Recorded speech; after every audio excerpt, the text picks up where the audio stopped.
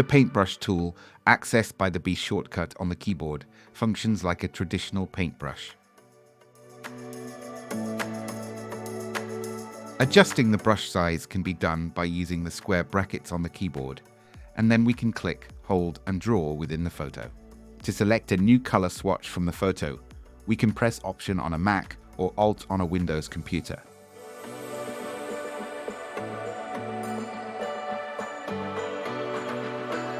Upon releasing the button, we can click and drag using the new color.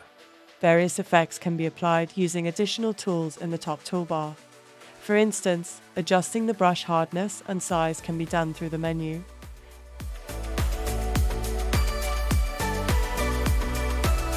Manipulating settings like opacity and flow allows for nuanced control over the brush's impact. Modifying the opacity results in subtle darkening rather than a pronounced line when set to less than 100%. Changing the brush hardness significantly alters the brush edges effect, providing different outcomes based on the selected hardness. When starting with the brush tool, experimenting with these settings is recommended to find a flow that suits your needs. For instance, adjusting the flow can help blend the brush strokes smoothly with the existing photo by reducing it to achieve a seamless integration of colors and textures.